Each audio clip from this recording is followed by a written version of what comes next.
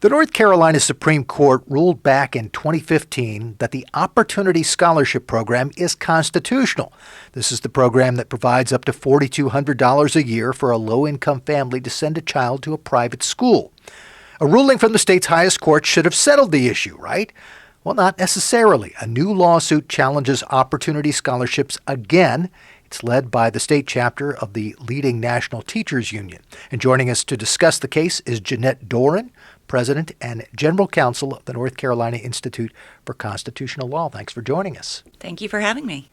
So the Supreme Court in our state said Opportunity Scholarships, fine, constitutional. Is this lawsuit basically the same challenge over again, or is it different in some way? It's a slightly different take on the challenge.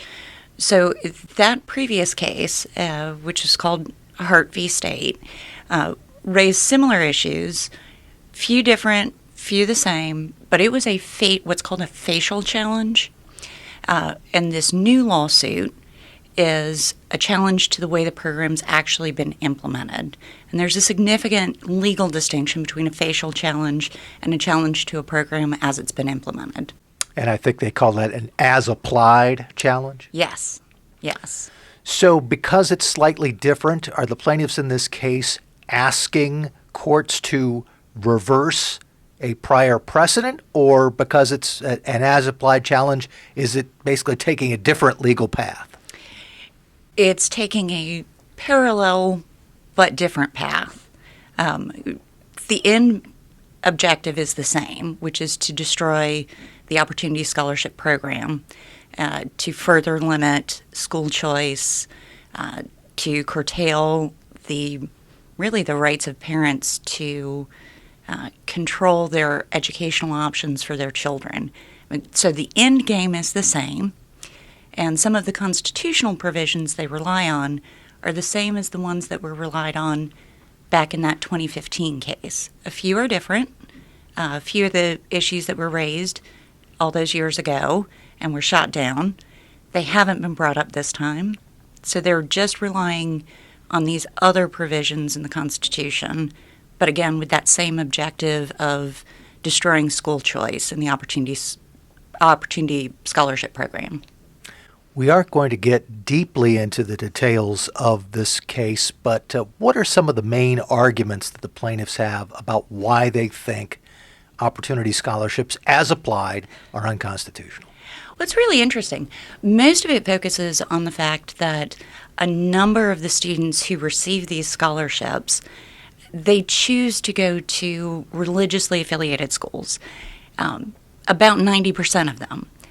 That's certainly not all of them. But the plaintiffs, who, as you pointed out, have the backing of the teachers union, the NCICL, they object to that. And they complain consistently throughout the complaint, and the complaint is the document that starts a lawsuit.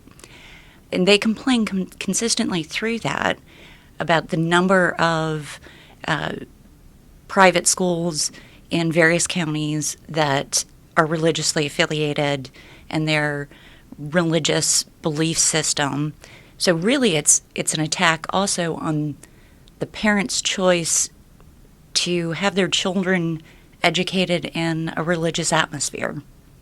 And I understand that the plaintiffs, at least some of them, are arguing that they couldn't get into a particular school because their own religion doesn't comport with the religion of the school, or that they fear that there would be some sort of conflict. Is that part of this argument? That is part of it. Part of it is that their religion doesn't comport with some of the schools, right? Some of it is that their lifestyle, because some of the plaintiffs in this case are homosexual, and some are in married relationships, same-sex married relationships, and they complain some of the schools won't allow children of same-sex couples to attend. So their beef in that regard is, I think, misdirected. They're suing the law. They're suing the state, challenging the law, complaining about the opportunity scholarships. But really what they're upset about is that they can't get their kid into each and every private school that they might want to. Now, you mentioned one possible misdirection of this suit. What else do you think about the merits of this case? Do you look at it and say, no, this shouldn't stand? Or do you say, well, maybe there is something here?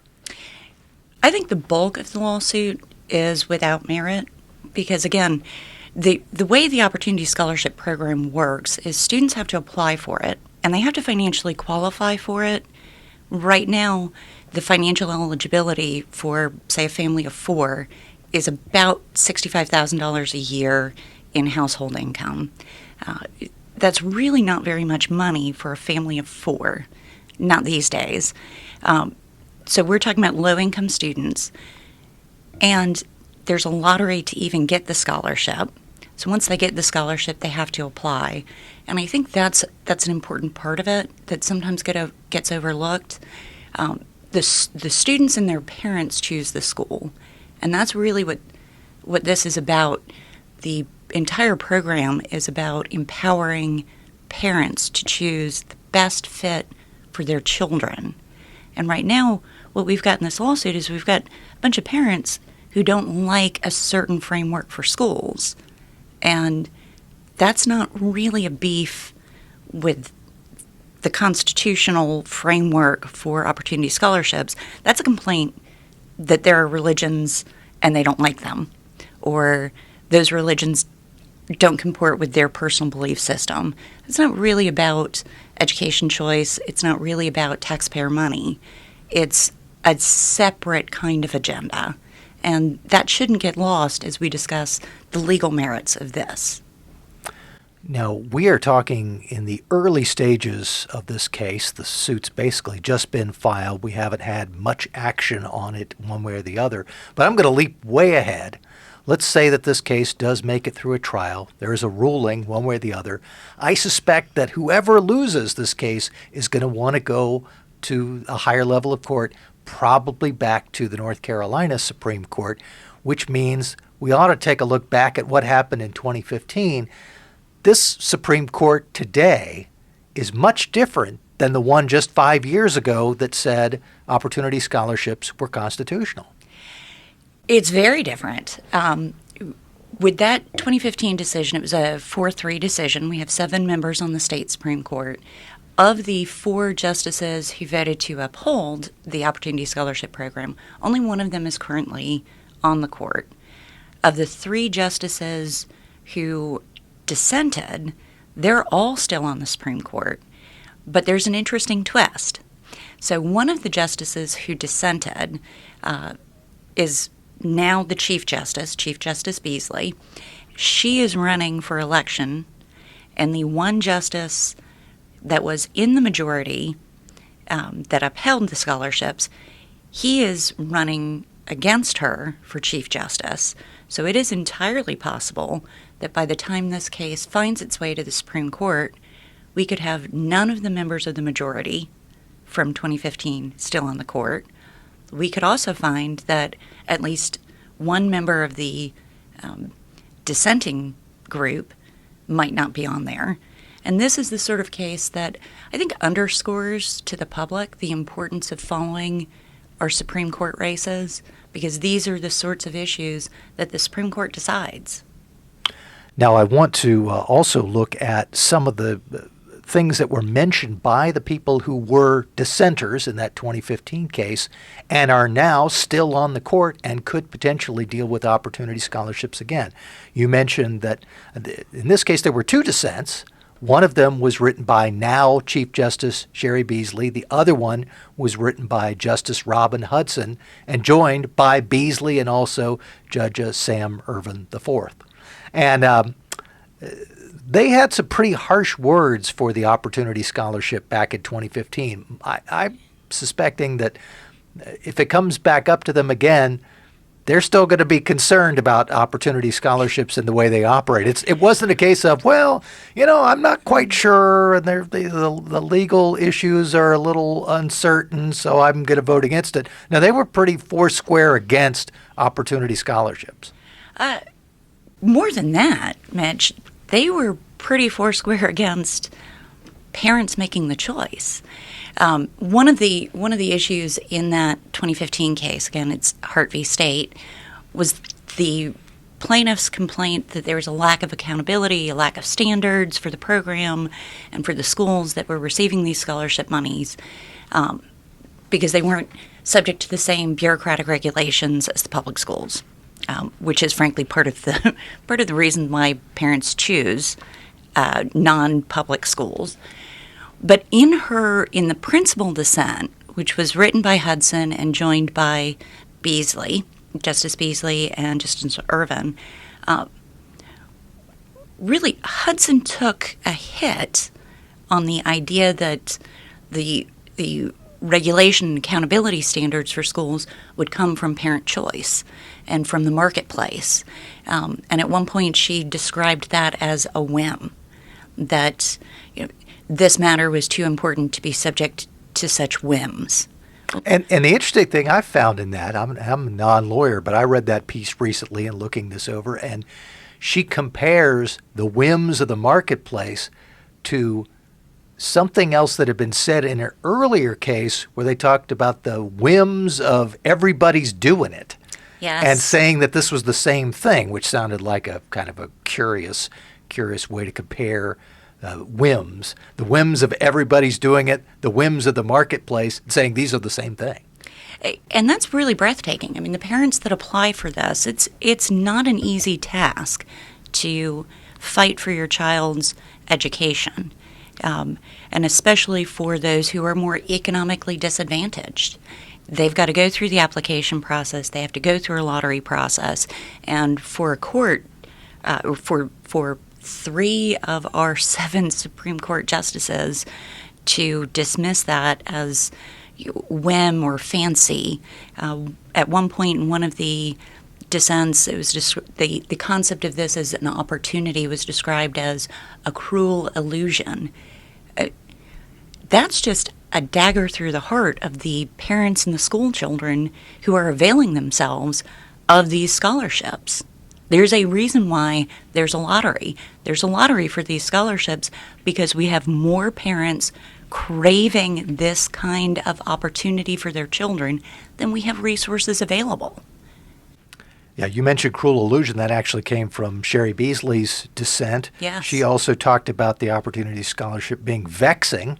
And in the language of cruel illusion, she says, without systemic and cultural adjustments to address social inequalities, the further cruel illusion of the Opportunity Scholarship Program is that it stands to exacerbate rather than alleviate educational class and racial divides. This doesn't sound like someone who's going to warm up to the idea of opportunity scholarships. Certainly not. And, it can be very difficult and requires a lot of study to try to discern from a justice's opinions how they stand on constitutional interpretation generally.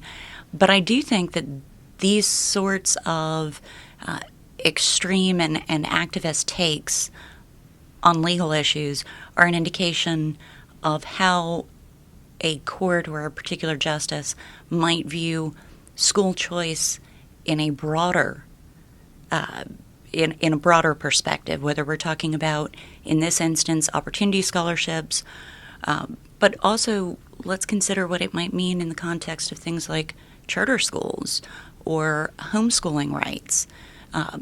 How much can we discern from these dissents about where justices stand on the rights of parents, frankly, to parent their children? There are a couple other points I'd like to get to before we have to wrap it up. One is we're kind of leaping ahead, assuming that however this case turns out, it's going to end up getting back to the state Supreme Court. That's an assumption. It might not. It's entirely possible this gets resolved before then. But if it is going to go back to the state Supreme Court, how important is the ruling that comes out from the trial court? Because in 2015, the Supreme Court reversed the trial court that wanted to get rid of opportunity scholarships, and the justices said, no, this is constitutional. We're going to overturn what the trial court says. How important is it this time around for the Supreme Court what the trial court says in the case? Really, you've got 2 questions. One is as to the merits of the case. And the Supreme Court can decide whatever they want. They're certainly not hamstrung by the legal determinations that are made by the trial court. But in a more practical and immediate matter, a trial court could issue an injunction that basically stops the program immediately. And if that's the case, we have thousands of students who are relying on those scholarships to get a decent education. What does this mean to those children? Could the trial court decide to stop, to enjoin the program, and then we have to wait for it to percolate all the way up to the Supreme Court, which could possibly involve going through the Court of Appeals. Back in 2015, the Supreme Court decided to take it straight from the trial court. It bypassed the Court of Appeals. Interestingly, the Supreme Court did that on their own motion, not because the parties asked them to. That could happen with this. But it's also possible that it doesn't happen that way, that this takes a lot longer. We don't know whether there'll be a full trial in this case, because this, unlike the facial challenge that we saw 5 years ago, this is specific to how the program itself has been implemented. So it could be a much longer process at the trial court too. So this could be out there for a while. Before we wrap up, one more issue. Some people might be following this and saying, well, these judges, they really aren't politicians. They might have different ways of viewing the Constitution, but they're not addressing this in a political way. Just how important is it for the outcome of something like the Future of Opportunity Scholarships, how a judge approaches the Constitution or his or her role? I mean, it really does make a major difference in how these cases turn out, doesn't it? Oh, absolutely. And again, going back to the dissents in the 2015 case, the majority opinion wrote that whether something accomplishes a public purpose, because the public purpose clauses of the state constitution were at issue, the majority opinion said it's not up to the court to decide the wisdom or effectiveness of a particular government program. That's a legislative function. The dissents wrote that is part of what they're supposed to do. They're supposed to consider whether a particular program accomplishes a public purpose. Public purpose clauses are at issue in the new lawsuit that's been filed. So we need to consider, do we want a judge that figures, hey, our role is to just look at the law, or do they think that their role is to look at the wisdom of a law? And there's a distinction between looking at the letter of the law and looking at the effects and efficacy, necessity, wisdom, and policy motivations of a law.